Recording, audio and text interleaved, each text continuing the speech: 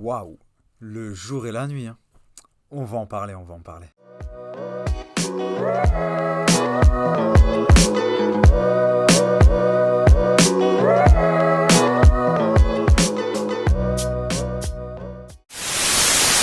Salut à tous les amis, PSG City. Bon, je pense que les Parisiens pouvaient être déçus, hein. Déjà, le résultat n'est pas favorable, même si pour moi il n'y a pas de domicile extérieur comme il n'y a pas de supporters. Forcément, ça impacte peu. Et dur de prendre un 2-1 à domicile, c'est dur. Alors déjà, on va commencer par ça. Comment tu peux passer d'une première mi-temps où tu domines complètement City, tu les domines complètement.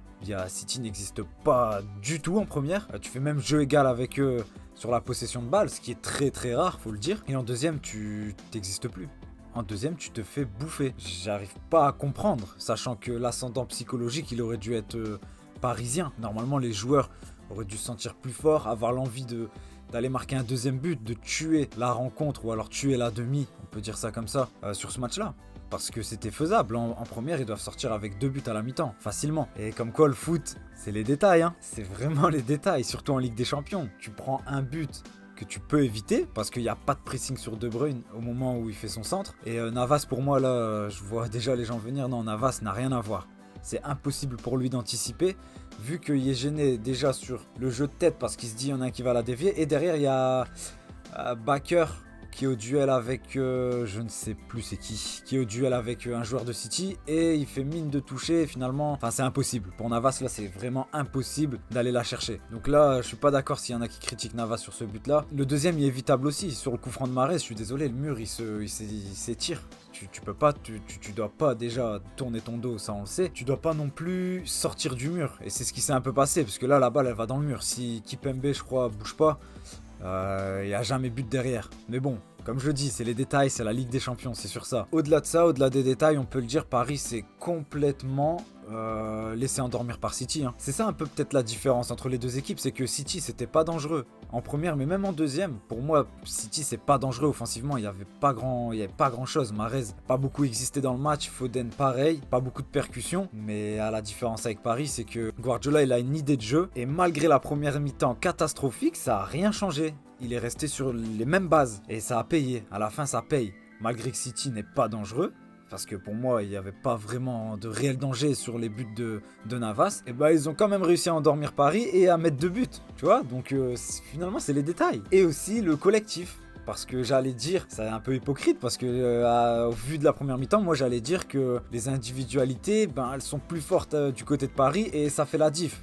Finalement, la deuxième, elle a donné raison à Guardiola, hein. Je comprends pas Paris pourquoi ils ont pas mis plus d'impact, plus d'envie dans les duels. J'ai l'impression vraiment ils se sont laissés endormir. Il n'y a pas d'autre mot. City a continué à jouer son jeu, garder le ballon, ça les a épuisés. C'est toujours plus simple parce qu'il y en a qui pensent que quand t'as le ballon, tu cours moins. Pas du tout. Quand t'as le ballon, tu cours aussi, mais pas avec la même volonté. T'es content d'avoir le ballon dans les pieds, donc forcément les courses, tu vas les faire avec plus d'envie, plus de plaisir.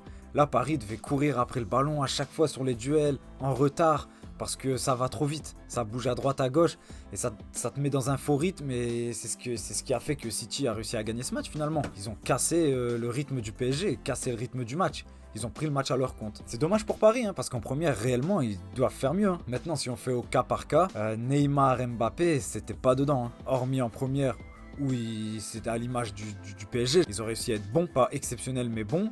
Mais en deuxième, ils ont disparu les deux, hein, Neymar. De toute façon, à partir du moment où ils ont pris le deuxième but, je le savais, il a disjoncté, hein. Commençait à vouloir faire des fautes, à chercher la faute, garder un peu trop le ballon. Mbappé, pareil, pas dans le même contexte, mais moins de courses, moins d'envie, moins combatif, et ça se ressent direct. Et surtout quand c'était 2 joueurs phares, c'était 2 leaders techniques, ceux qui font des diffs. Justement, finalement, les individualités, ça peut te pénaliser aussi, parce qu'aujourd'hui, sans un grand Neymar et un grand Mbappé, tu gagnes pas ce genre de match. Par contre, t'as eu un grand Di Maria à côté. Di Maria, pour moi, c'est un mec bizarre, hein. Il choisit 3-4 matchs dans la saison et il est au top du top. C'est le meilleur sur le terrain. C'est Di Maria, j'ai envie de dire. On aurait pu dire pareil pour Gay, Paredes et Verratti. Et finalement, comme il y a la défaite et la deuxième mi-temps catastrophique, tu peux pas les citer. Dur de sortir un joueur du PSG du lot, hormis Di Maria sur ce match-là. Après, rien n'est joué. Je pense pas que City est qualifié d'avance. Il y a quand même 90 minutes à faire derrière.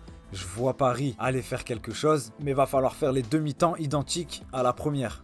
Faut oublier la deuxième et contrer le jeu de City. Comme en première. La première, c'était parfait. Voilà, donc à voir, on verra bien au retour. En tout cas, rien n'est joué pour moi. Je pense que c'est du 50-50 quand même. Même si le score est favorable à City, forcément, il gagne à l'extérieur 2-1. Ça compte. Mais comme je le dis, je le répète, il n'y a pas de supporters. C'est pas la même chose. C'est pas la même Ligue des Champions. C'est pas les mêmes matchs. Il manque quelque chose. Donc Paris peut le faire. Si City l'a fait, pour moi, Paris peut le faire. On verra bien. J'ai envie de parler un peu quand même maintenant de Real Chelsea qui a eu lieu hier. J'ai pas eu le temps de faire le débrief hier. Je vais en parler maintenant. J'ai envie de dire quelque chose d'important. Arrêtez de réduire Kanté à il court. Ouais, il court. Mais intelligence de jeu, ressortie de balle, un petit toucher technique quand même chez Kanté. Bon offensivement aussi maintenant, il a progressé dans ce secteur. Et une lecture du jeu exceptionnelle. Je pense que s'il avait la coupe à Pogba, la Pogdance, tout ce que vous voulez, on parlerait de lui comme un potentiel ballon d'or. Maintenant, comme c'est un joueur discret, fait pas parler de lui, on le met jamais dans les meilleurs milieux du monde, pourtant c'est le top 3 aussi, hein. Faut pas se mentir là-dessus. Kanté, c'est exceptionnel ce qu'il a fait hier. En plus, il a fait ça face à Casemiro, Modric et Kroos. Il a réussi à dominer le milieu de terrain du Real. Pas n'importe quel milieu, c'est fort. Non, Kanté, mention spéciale, incroyable. Maintenant, Chelsea peuvent avoir des regrets. Même si pour certains, le 1-1 est favorable à Chelsea, pas du tout. Le Real peut très bien aller gagner là-bas. 2-0, 3-1, c'est largement faisable. Ils peuvent avoir des regrets parce qu'en première, il y avait largement moyen, comme pour Paris, de marquer plus de buts. Werner, je sais pas ce qu'il a. Depuis son arrivée à Chelsea, il est méconnaissable. Ou alors c'est que vraiment il s'intègre pas, je sais pas. Mais là non, en fait, il y a même pas d'excuses. Il y a eu 2-3 situations. Il y en a eu une. Sûr où il doit marquer, même si Courtois fait un bel arrêt, il sort très vite dessus. Il doit marquer. 9 fois sur 10 il marque, et ben lui a choisi celle où il marque pas. Et d'autres situations bien sûr où il s'embête avec le ballon, il tire quand il faut pas tirer. Enfin bref, Werner ça va pas du tout à Chelsea. À côté de ça, Pulisic je l'ai trouvé incroyable aussi, c'est un très très bon joueur, hein. Lui aussi je pense qu'il y a un bel avenir devant lui, hein. Pulisic très bon joueur. Chelsea, de toute façon, dans l'ensemble, m'a impressionné. Je les regarde pas cette saison, je veux pas faire le mec qui les regarde, mais là, ça m'a impressionné tactiquement. Tuchel, il a réussi à trouver quelque chose. Et puis, c'est très fort, c'est très très fort. Le Real n'a pas existé hier, hein. Vraiment. Offensivement, à part Benzema, il était vraiment tout seul. Et Benzema aussi, il est incroyable, Benzema. C'est le seul joueur du Real Madrid que j'aurais signé au Barça sur ces 10 dernières années. Et j'ai toujours dit, c'est le 9 que j'aurais aimé voir au Barça. Imaginez une entente techniquement avec Messi dans le jeu comme ça. Ah non, ça aurait été magnifique. Ah, dommage qu'il n'ait pas signé chez nous, hein. Pour moi, tout est jouable pour les demi, je vous le dis. Il n'y a rien de fait.